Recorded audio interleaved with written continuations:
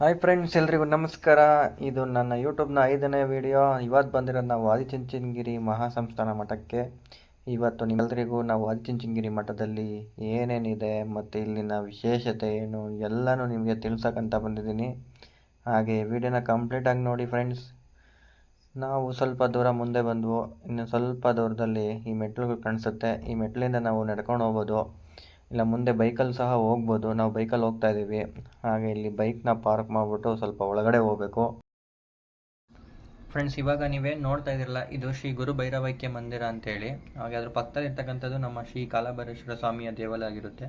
ಹಾಗೆ ಆ ದೇವಾಲಯದಲ್ಲಿ ವಿಶೇಷತೆ ಏನಪ್ಪ ಅಂತಂದರೆ 4 ದಿಕ್ಕಲ್ಲಿ ಒಂದೊಂದು ಗೋಪುರಗಳಿದೆ ಫ್ರೆಂಡ್ಸ್. ಹಾಗೆ ಪೂರ್ವ ದಿಕ್ಕಿನಲ್ಲಿರ್ತಕ್ಕಂಥದ್ದು 100 ಅಡಿ ಎತ್ತರದ ಗೋಪುರ. ಹಾಗೆ ಇನ್ನು 3 ಗೋಪುರಗಳು 50 ಅಡಿ ಎತ್ತರದ ಗೋಪುರ ಆಗಿರುತ್ತೆ ಫ್ರೆಂಡ್ಸ್. ಈ ದೇವಾಲಯದ ವಿಶೇಷತೆ ಏನಪ್ಪ ಅಂತಂದರೆ, ಏನಕ್ಕೆ ಇಲ್ಲಿ ಅಷ್ಟು ಜನ ನಂಬ್ತಾರೆ ಅಂತಂದರೆ, ಹಾಗೆ ಇದು 2000 ವರ್ಷಗಳ ಇತಿಹಾಸ ಕೂಡ ಹೊಂದಿದೆ ಫ್ರೆಂಡ್ಸ್ ಈ ಸ್ಥಳ. ಹಾಗೆ ಈ ಸ್ಥಳದಲ್ಲಿ ಸಾಕ್ಷಾತ್ ಶಿವ ಬಂದು ಚುಂಚ ಎಂಬ ರಾಕ್ಷಸನ ಸಂಹಾರ ಕೂಡ ಮಾಡಿರ್ತಾನೆ. ಅದಾದ ನಂತರ ಇಲ್ಲೆಲ್ಲ ಬೆಟ್ಟಗಳಿರ್ತವೆ. ಹಂಗಾಗಿ ಈ ಪ್ರದೇಶಕ್ಕೆ ಚುಂಚನಗಿರಿ ಅಂತ ಹೆಸರು ಬಂತು ಅಂತ ಹೇಳಲಾಗುತ್ತೆ ಫ್ರೆಂಡ್ಸ್. ಹಾಗೆ ಈ ದೇವಸ್ಥಾನದಲ್ಲಿ ನಾಯಿಗಳಿಗೆ ಪೂಜೆ ಮಾಡಲಾಗುತ್ತೆ. ಏನಕ್ಕೆ ಶ್ವಾನಗಳಿಗೆ ಇಲ್ಲಿ ಪೂಜೆ ಮಾಡ್ತಾರೆ ಅಂತಂದರೆ, ಕಾಲಭೈರವೇಶ್ವರನ ವಾಹನ ಶ್ವಾನ ಆಗಿರುತ್ತೆ ಫ್ರೆಂಡ್ಸ್. ಹಂಗಾಗಿ ಈ ದೇವಸ್ಥಾನದಲ್ಲಿ ಶ್ವಾನಗಳಿಗೆ ಮೊದಲು ಪೂಜೆ ಮಾಡ್ತಾರೆ. ಹಾಗೆ ನಂದಿ ಸಹ ಆಗಿರುತ್ತೆ, ಈಶ್ವರನ ವಾಹನ ನಂದಿ ಕೂಡ ಆಗಿರುತ್ತೆ. ಹಾಗಾಗಿ ಆ ನಂದಿ ಬೆಟ್ಟದ ಮೇಲ್ಗಡೆ ಇದೆ ಫ್ರೆಂಡ್ಸ್. ಹಂಗೆ ಇದು ಕಾಲಭೈರವೇಶ್ವರನ ಎದುರುಗಡೆ ಇರ್ತಕ್ಕಂಥದ್ದು. ಅದನ್ನು ನಿಮಗೆ ತೋರಿಸ್ತೇನೆ. ಹಾಗೆ ನೀವು ನೋಡ್ತಾ ಇದ್ದೀರಲ್ಲ ಫ್ರೆಂಡ್ಸ್, ಇದು ಕಾಲಭೈರೇಶ್ವರನ ಒಳಗಡೆ ಗರ್ಭಗುಡಿಯ ಒಳಗಡೆ ನಾನು ತೋರಿಸ್ತಾ ಇದ್ದೀನಿ. ಅಲ್ಲಿ ಒಳಗಡೆ ವೀಡಿಯೋ ಮಾಡೋಂಗಿಲ್ಲ, ಹಂಗಾಗಿ ನಿಮಗೆ ಇನ್ಫಾರ್ಮೇಷನ್ ಕೊಡೋಕ್ಕಾಗ್ತಿಲ್ಲ. ಹಾಗೆ ಈ ದೇವಸ್ಥಾನನ ಕಂಪ್ಲೀಟ್ ಕಲ್ಲಿನಿಂದ ಕೆತ್ತಿದ್ದಾರೆ. ಹಾಗೆ ಈ ದೇವಸ್ಥಾನದಲ್ಲಿ 2 ಸಲ ಪೂಜೆ ಆಗುತ್ತೆ, ಮಾರ್ನಿಂಗು ಮತ್ತು ಸಂಜೆ. ಆ ಸಮಯದಲ್ಲಿ ನಾಯಿಗಳಿಗೆ ಸಹ ಪೂಜೆ ಮಾಡ್ತಾರೆ.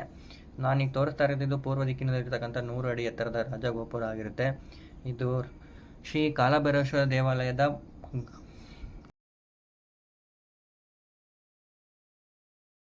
ಹಾಗೆ ಫ್ರೆಂಡ್ಸ್, ಇಲ್ಲಿ ಇದು ಕೃಷ್ಣನ ಮಂದಿರ. ಇದು ದೇವಾಲಯದ ಮುಖ್ಯ ದ್ವಾರದ ಎದುರುಗಡೆನೆ ಕಾಣಿಸುತ್ತೆ. ಹಾಗೆ ಶಿವನ ವಾಹನ ನಂದಿ ಅಂತ ಹೇಳ್ತಾರೆ. ಹಾಗೆ ಇದು ಕಾಲಭೈರವೇಶ್ವರನ ಮುಂದೆನೇ ಸಹ ಇದೆ. ಈ ದೇವಾಲಯದಲ್ಲಿ ಏನಾದರೂ ಅಥವಾ ಈ ದೇವ್ರ ಹತ್ರ, ಈ ನಂದಿ ಹತ್ರ ಏನಾದರೂ ಕೇಳಿಕೊಂಡ್ರೆ ಈಡೇರುತ್ತೆ ಅನ್ನೋದು ನಂಬಿಕೆ.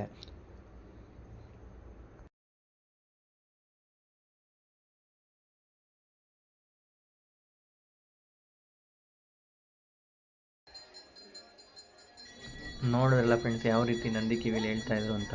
ಹಾಗೆ ನಿಮ್ಮ ಜೀವನದಲ್ಲಿ ಏನಾದರೂ ಆ ಥರ ಬೇಡಿಕೆಗಳಿದ್ದರೆ ಬಂದು ನಂದಿ ಹತ್ರ ಕೇಳ್ಕೊಳ್ಳಿ. ನಿಮ್ಮ ಜೀವನದಲ್ಲೂ ಆಗ್ಬೋದೇನೋ ಗೊತ್ತಿಲ್ಲ, ಬಟ್ ನಾನು ಸಹ ಕೇಳ್ಕೊಂಡಿದ್ದೀನಿ. ಹಾಗೆ ಇಲ್ಲಿ ನೋಡ್ತಾ ಇದ್ದೀರಲ್ಲ ಫ್ರೆಂಡ್ಸ್, ಇದು ಗಂಗಾಧರೇಶ್ವರ ದೇವಾಲಯ. ಇದು ಬೆಟ್ಟದ ಪಕ್ಕನೇ ಇರೋದು.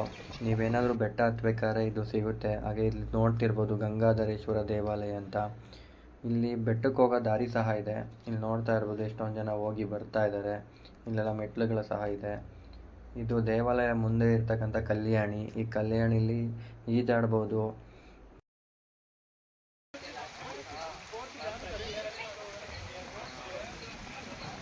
ನೀವಿವಾಗ ಅಲ್ಲಿ ನೋಡ್ತಾ ಇರ್ಬೋದು, ಅದು ಚುಂಚನಗಿರಿಯ ಮಠ ಆಗಿರುತ್ತೆ. ಈ ಮಠದ ಅಧ್ಯಕ್ಷರು ಯಾರಪ್ಪ ಅಂತಂದರೆ, ಇವಾಗ ಶ್ರೀ ನಿರ್ಮಲಾನಂದನಾಥ ಸ್ವಾಮಿಗಳು ಈ ಮಠನ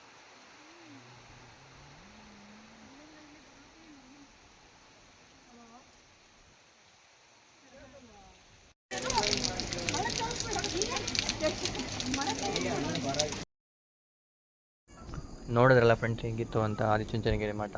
ನೀವೇನಾದರೂ ಈ ಕಡೆ ಬಂದರೆ ಒಮ್ಮೆ ಭೇಟಿ ಕೊಡಿ, ತುಂಬ ಚೆನ್ನಾಗಿರೋ ಪ್ಲೇಸು. ಹಾಗೆ ಈ ವಿಡಿಯೋ ಇಷ್ಟ ಆದರೆ ಲೈಕ್ ಮಾಡಿ ಮತ್ತು ಕಮೆಂಟ್ ಮಾಡಿ.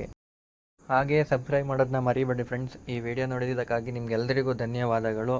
ಹೀಗೆ ಹೆಚ್ಚಿನ ಕಂಟೆಂಟ್ಗಾಗಿ ಟ್ರಾವೆಲಿಂಗ್ ವೈಫ್ 360ನ ಫಾಲೋ ಮಾಡಿ, ಹಾಗೆ ಸಬ್ಸ್ಕ್ರೈಬ್ ಮಾಡಿ ಅಂತ ಹೇಳ್ತಾ ಈ ವಿಡಿಯೋನ ಮುಗಿಸ್ತಾ ಇದ್ದೀನಿ ಫ್ರೆಂಡ್ಸ್.